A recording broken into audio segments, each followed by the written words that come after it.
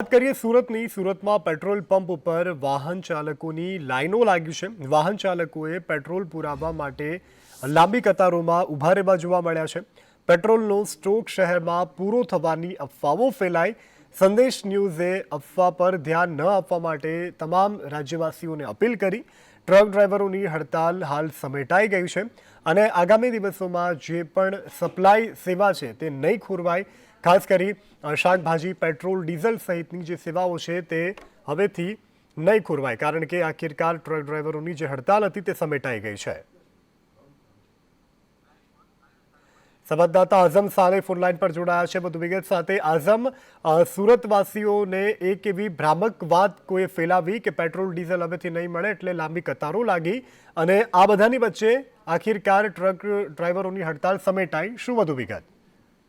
એક તરફ ટ્રક ડ્રાઈવરોની હડતાલ સમેટાઈ ગઈ છે, ત્યારે સુરત શહેરના કેટલાક વિસ્તાર અને સોશિયલ મીડિયામાં એવી અફવા ફેલાવવામાં આવતી હતી કે પેટ્રોલ પુરવઠો નહીં મળશે, જેના કારણે અચાનક જ સુરત શહેરના કેટલાક વિસ્તારોના અંદર અલગ અલગ પેટ્રોલ પંપ પર લાંબી લાઈનો લાગી ગઈ હતી. વાહન ચાલકો પેટ્રોલ પુરાવવા માટે દોડી આવ્યા હતા. પેટ્રોલ પંપના સંચાલકો જણાવી રહ્યા હતા કે પેટ્રોલનો પુરવઠો બરાબર છે, યથાવત છે અને કોઈ તકલીફ નથી પડવાની. તેમ છતાં પણ લોકો મોટી લાઈન લગાવીને પેટ્રોલ પુરાવવા માટે ઉભા રહ્યા હતા અને સંદેશ ન્યૂઝે પણ આ બાબતે અપીલ કરી હતી કે અફવાઓથી દૂર રહેવું. અને હવે સરકાર દ્વારા પણ જાહેરાત કરવામાં આવી છે કે ટ્રક ચાલકોની હડતાલ સમેટાઈ ગઈ છે. જી આઝમ, જોડાવા બદલ અને જાણકારી આપવા બદલ આભાર.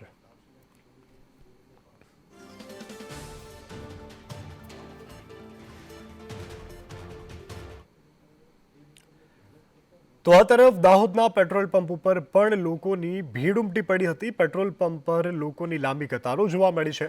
બજારમાં અનેક અફવાઓએ જોર પકડ્યું છે. પેટ્રોલ નહીં મળે તેવા ભય સાથે લોકોએ લાંબી કતારો લગાવી હતી.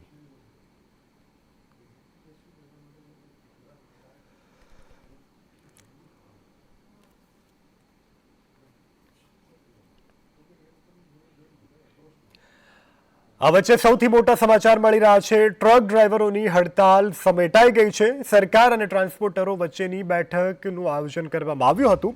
આ બેઠક સફળ રહી છે. સરકારના આશ્વાસન બાદ હડતાલ આખિરકાર સમેટાઈ ગઈ છે. બેઠક બાદ ટ્રાન્સપોર્ટ એસોસિએશનના અધ્યક્ષે નિવેદન કર્યું. કાયદો લાગુ નહીં કરાય તેવું સરકારે આશ્વાસન આપ્યું હોવાનું ટ્રાન્સપોર્ટ એસોસિએશનના અધિકારી જે હોદ્દેદારો હતા તેણે જણાવ્યું છે. હિટ એન્ડ રનમાં નવો નિયમ લાગુ નહીં પડે ટ્રાન્સપોર્ટ એસોસિએશને મીડિયા સાથેની વાતચીતમાં જણાવ્યું હતું. છેલ્લા 3-4 દિવસથી જે રીતે ટ્રક ડ્રાઈવરો હડતાલ પર હતા તે હડતાલ આખિરકાર समेटाई गई है. न्याय संहिता की धारा 106(2) में 10 साल की सजा तथा जुर्माने के प्रावधान के बारे में वाहन चालकों की चिंता का संज्ञान लिया तथा all India motor transport Congress के प्रतिनिधियों से आज 2 जनवरी 2024 को विस्तृत चर्चा की. सरकार ये बताना चाहती है कि ये नए कानून एवं प्रावधान अभी लागू नहीं हुए हैं. हम ये भी बताना चाहते हैं कि भारतीय न्याय संहिता की धारा 106(2) को लागू करने से पहले all India motor transport Congress से विचार विमर्श करने के बाद ही निर्णय लिया जाएगा. हम all India motor transport Congress तथा सभी वाहन चालकों से अपील करते हैं कि आप अपने अपने कामों पर वापस लौट आएं.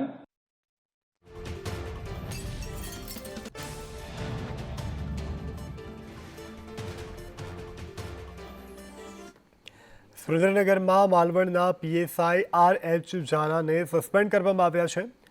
માલવણ પોલીસ મથકના અન્ય 3 પોલીસ કર્મીઓની પણ બદલી કરવામાં આવી છે. સ્ટેટ મોનિટરિંગ સેલે ઝડપી પાડ્યું હતું સળિયા ચોરીનું કૌભાંડ. 2.65 કરોડની સળિયાની ચોરી ઝડપાઈ આવી છે. પોલીસની ટીમની નિષ્ક્રિયતા બદલ કાર્યવાહી કરવામાં આવી છે. આ સાથે 12 આરોપીઓની અટકાયત પણ કરવામાં આવી છે.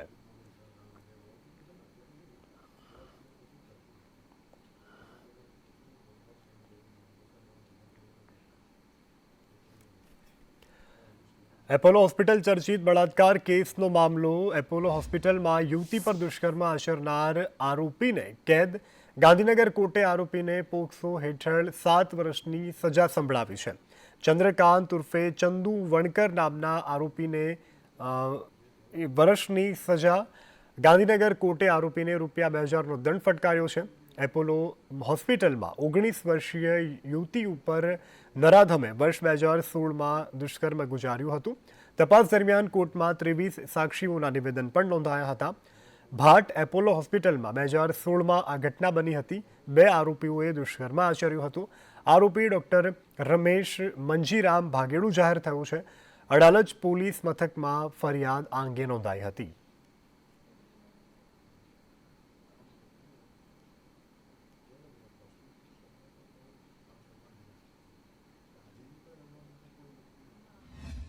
ભોગ બનનાર જે દીકરી છે સાહેબ એ દર્દી તરીકે દાખલ થયેલી અને ખરાબ પરિસ્થિતિમાં દાખલ થઈ હતી. જ્યારે આ રીતે દર્દી પોતે ભરોસાથી હોસ્પિટલમાં દાખલ થાય અને એની સાથે આવું જધન કૃત્ય થાય એ ખૂબ જ ગંભીર બાબત છે. સમાજની અંદર દાખલો બેસે અને એના માટે વધુ કાયદામાં દર્શાવેલી પૂરેપૂરી સજા કરવા નામદા કોર્ટના અમે દલીલ કરેલી.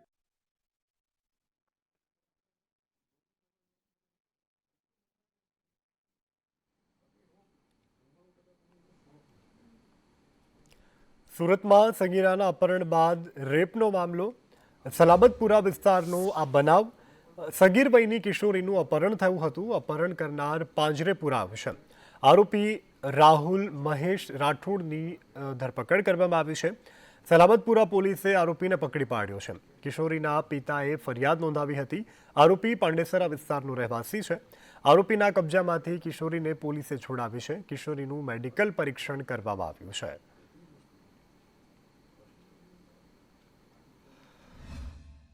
એક નાની દીકરીને એક વ્યક્તિ ભગાડીને લઈ ગયેલો હતો એ મુજબની એક ફરિયાદ નોંધાઈ હતી. આ ફરિયાદ અનુસંધાને પોલીસે ટેકનિકલ સર્વેલન્સ, બાતમીદારો અને સીસીટીવી ફૂટેજ વગેરે માહિતી મેળવી અને આરોપીને પકડી પાડવા માટે ખૂબ જ મહેનત કરી હતી. અલગ અલગ વિગતો મળતી હતી પોલીસને. આ દરમિયાન પોલીસને માહિતી મળી હતી કે આરોપી આ જગ્યાએ છુપાયેલો છે. એ અનુસંધાને પોલીસે ત્યાં જઈ અને એની ધરપકડ કરી છે. વડોદરાના વાઘોડિયાનો હેડ કોન્સ્ટેબલ એસીબીની ટ્રેપમાં ફસાયો છે. વચેટીઓ 70,000ની લાંચ લેતા રંગે હાથ ઝડપાયો છે. હેડ કોન્સ્ટેબલ નિર્મલસિંહ વતી લાંચ લેતા ઝડપાયું છે. આ લાંચીયો અધિકારી ગુનામાંથી નામ કાઢવા લાંચ માગી હતી.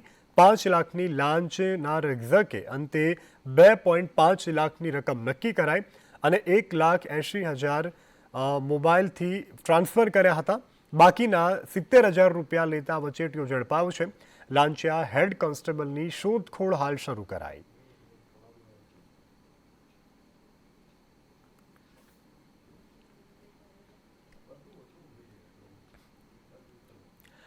અને હવે આગળ વાત કરીએ જૂનાગઢની. જૂનાગઢમાં 3 જે પ્રસૂતાઓ છે તેના મોતનો કેસ. તપાસ સમિતિની તપાસ પૂર્ણ થઈ ચૂકી છે. તબીબોની બેદરકારી સામે આવી છે. ડૉક્ટર જયદીપ ભાટુ અને ડૉક્ટર ખુશ્બુ ભાટુ દોષિત સાબિત થયા છે. મેડિકલ કાઉન્સિલને આ અંગે જાણ કરવામાં આવી છે. સમિતિએ આરોગ્ય અધિકારીને આ રિપોર્ટ સોંપ્યા છે.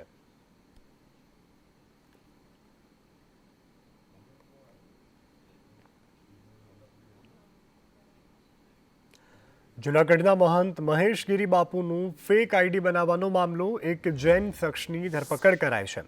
1 વર્ષ પહેલા જૈનમાંથી બન્યા હતા સાધુ. કોમી વૈમનસ્ય ફેલાય તેવી પોસ્ટ કરી હતી. પોલીસે મેંદરડા પાસેથી આરોપીને ઝડપી પાડ્યો છે.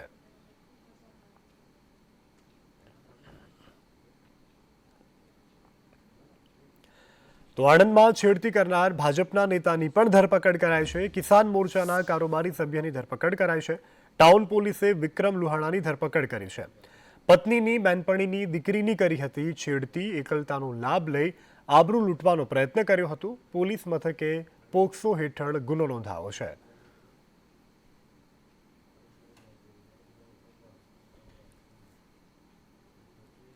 તો દ્વારકાના સલાયા ગામે સફાઈ કામદારો કામથી અળગા રહ્યા અને કામનો બહિષ્કાર કર્યો. 3 માસથી પગાર ન મળતા કામદારોનો રોષ જે છે તે તેઓએ ઠાલવ્યો હતો. રેલી કાઢી, થાળી વગાડી અને લોકોનું અને તંત્રનું ધ્યાન ખેંચ્યું હતું. કોઈ નક્કર પગલાં ન લેવાયા હોવાનું કામદારો દ્વારા આક્ષેપ કરવામાં આવ્યો હતો. પાલિકા કચેરીએ જઈ અને નગરપાલિકા હાય હાયના નારા લગાવ્યા હતા.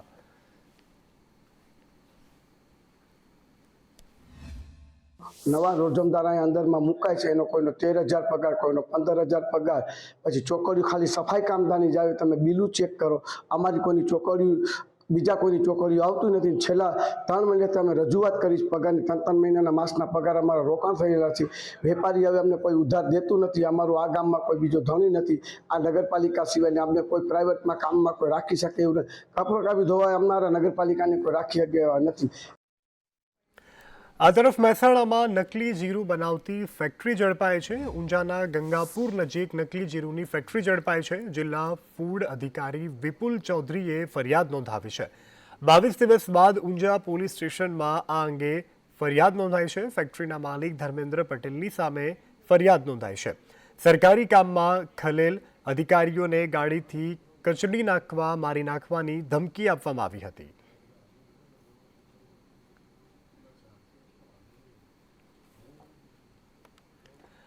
અને આગળ વાત કરીએ હવે લોકસભાની ચૂંટણીને લઈ અને ઇલેક્શન કમિશન સક્રિય થયું છે. સરકારી કચેરીમાં શરૂ કર્યા છે મતદાનના ડેમો. પહેલી વખત મતદાન કરનારને મતદાન અંગેની સમજ dummy control unit, ballot unit, વીવીપીઈટીની સાથે ડેમોન્સ્ટ્રેશન યોજાયું. 1 મહિના સુધી મતદાન જાગૃતિ માટે આ અભિયાન ચલાવાશે.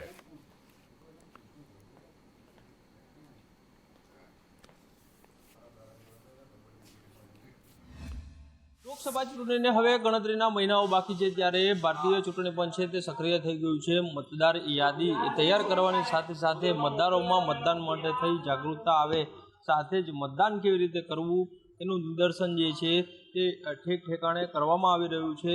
મહત્વની બાબત છે કે ઇલેક્ટ્રોનિક યુનિટ છે અને તેમાં પ્રથમ વખત મત કરનાર લોકો છે તેને સમજ આવે તેના માટે થઈ અને આ વ્યવસ્થા છે તે ગોઠવવામાં આવી છે. આ કંટ્રોલ યુનિટ છે અને અહીંયા માસ્ટર ટ્રેનર અહીંયા છે તેની સાથે વાત કરીશું.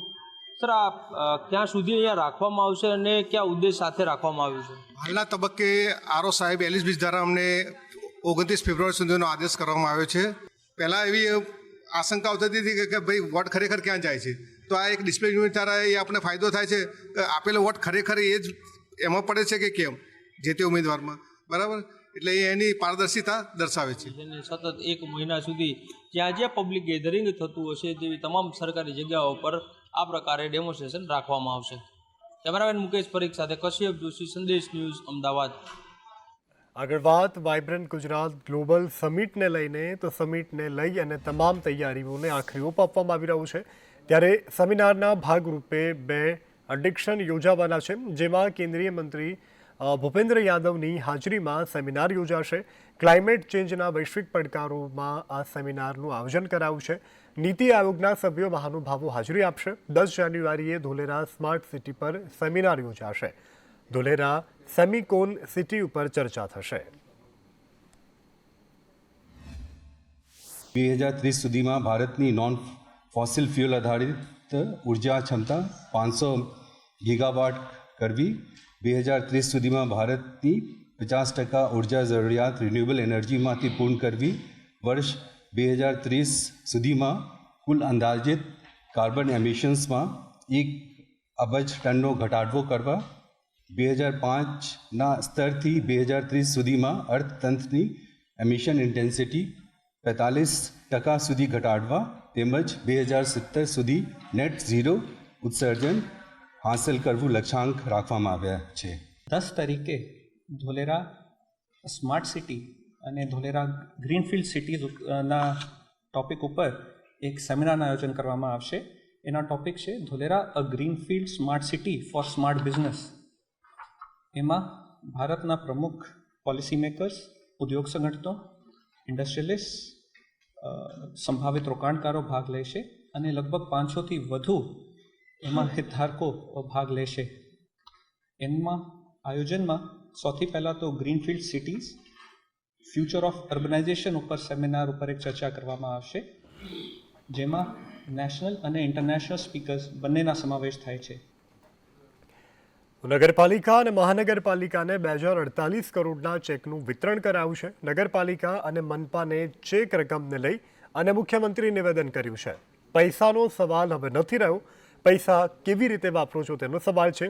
ચેક વિતરણમાં મનપા મોટી રકમ લઈ જાય છે. 1 રૂપિયો મગનો રાખ્યો હોય અને તેની દાળ પણ નહીં લેવાની. પ્રતિનિધિ અધિકારીઓ જનતા એક થયા પછી જોવાનું ના રહે. પૈસાનો સવાલ નથી રહ્યો. પૈસા કેવી રીતે વાપરો છો એ મોટો પ્રશ્ન. કારણ કે સંકલ્પ યાત્રા છેક મોદી સાહેબની ગેરંટીનો રથ દરેક ગામે ગામ જાય ને આની ત્રિવેણી સંગમ થઈ ગયો છે. ત્રિવેણી સંગમ થયો છે ત્યાં રિઝલ્ટ આવ્યું જ છે. ત્રિવેણી સંગમ એટલે કે એક સરકારી અધિકારી, ચૂંટાયેલા જનપ્રતિનિધિ અને પ્રજાજન ત્રણેય જ્યાં એક થઈ જાય ત્યાં પછી કામમાં કશું જોવું પડતું નથી.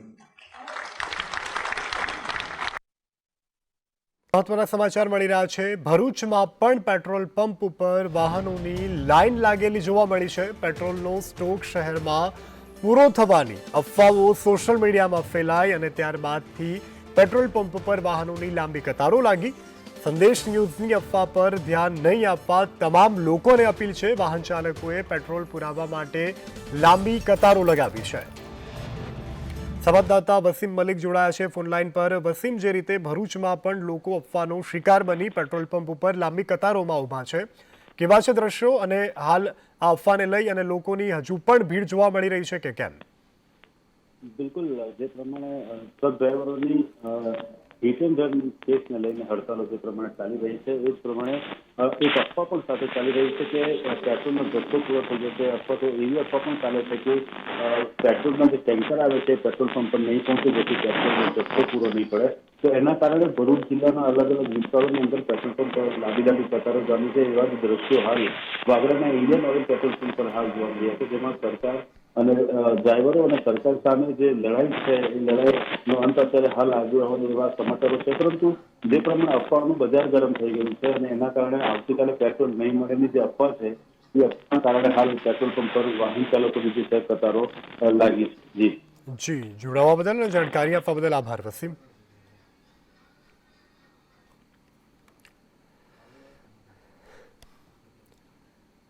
તો આખિરકાર આજે ટ્રક ડ્રાઈવરોની હડતાલ તો સમેટાઈ ગઈ છે, પરંતુ સોશિયલ મીડિયામાં જે અફવાઓ ચાલી હતી તે અફવાઓને લઈ અને રાજ્યના ઘણા બધા વિસ્તારોમાંથી આ પ્રકારના દ્રશ્યો જોવા મળ્યા છે.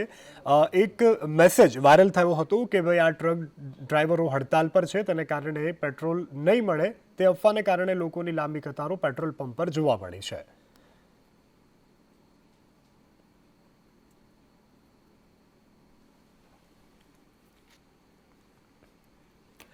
મહત્વના સમાચાર. દિલ્હીમાં ગુરુવારે કોંગ્રેસ મુખ્યાલયમાં બેઠકનું આયોજન કરવામાં આવ્યું છે. રાહુલ ગાંધીની ભારત ન્યાય યાત્રાને લઈ અને બેઠકનું આયોજન કરવામાં આવ્યું છે. લોકસભા ચૂંટણીને લઈ બેઠકમાં ચર્ચાઓ થશે. મલ્લિકાર્જુન ખડગેની અધ્યક્ષતામાં આ બેઠક મળવા જઈ રહી છે. ન્યાય યાત્રાના રૂટ અને તૈયારીઓની આ બેઠકમાં ચર્ચા થવાની છે. આ બેઠકમાં તમામ રાજ્યના પ્રભારીઓ, પ્રદેશ પ્રમુખો અને મહાસચિવો હાજર રહેવાના છે. તો ગુરુવારે કોંગ્રેસ મુખ્યાલય ખાતે આ બેઠકનું આયોજન કરવામાં આવ્યું છે. તો હાલ મલ્લિકાર્જુન ખડગે જે છે તેની અધ્યક્ષતામાં આ બેઠકનું આયોજન કરવામાં આવ્યું છે. ભારત ન્યાય યાત્રા 14 જાન્યુઆરીથી શરૂ થશે અને 20 માર્ચ સુધી ચાલવાની છે. આ બેઠકમાં ન્યાય યાત્રાની તૈયારીઓ અને રૂટને આખરી મંજૂરી આપવામાં આવશે.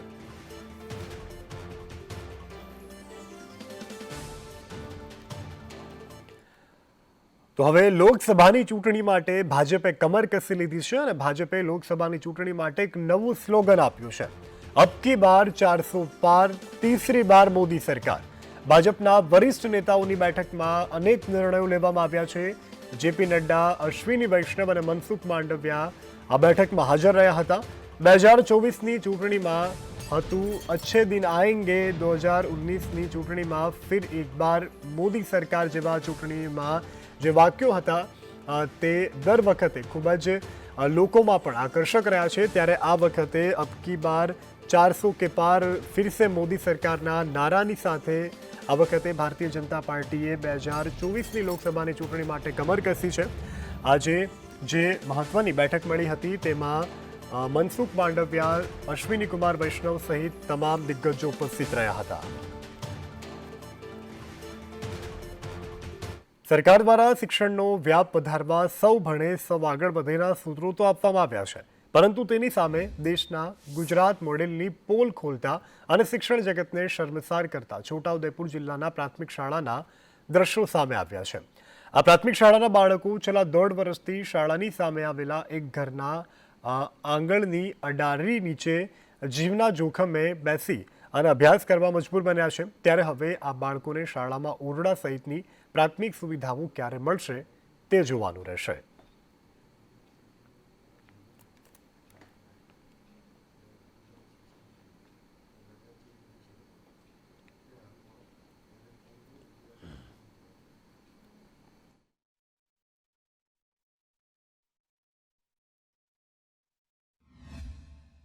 ગામના છોકરા 124 ભણવા આવે છે. રામપુરાના, રોજવાના, ઓઢીના, બંદલાના બધે ગામના ફરતે નજીક પડે ને એ ભણવા આવે છે.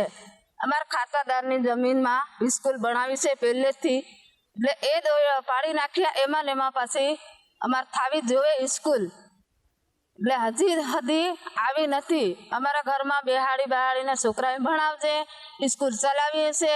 પાણી પડે તો પછી એક ઓરડામાં બેહાડીએ, પલરી જાય તોય તકલીફ, આવવામાં તકલીફ.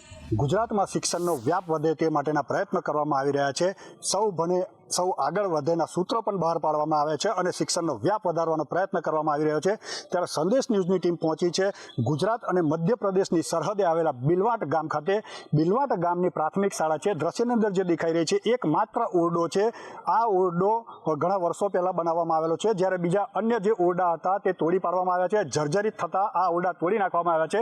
1 થી 8 ધોરણની શાળા છે અને 124 જેટલા વિદ્યાર્થીઓ છે, પરંતુ વિદ્યાર્થીઓને બેસવા માટે કોઈ જગ્યા ન હોવાના કારણે શાળાની સામે આવેલા એક ઘરના આંગણાની અંદર અડારી નીચે બેસી અને અભ્યાસ કરવાનો ફરજ પડી રહી છે. મહત્વની વાત એ છે કે ગુજરાત સરકાર દ્વારા જે વિદ્યાર્થીઓને જે સુવિધાઓ આપવામાં આવે છે, પરંતુ તે અપૂરતી હોવાના કારણે બાળકો અભ્યાસથી વંચિત રહી જાય તેવું જણાઈ રહ્યું છે. અમિત પટેલ, સંદેશ ન્યૂઝ, છોટાઉદેપુર.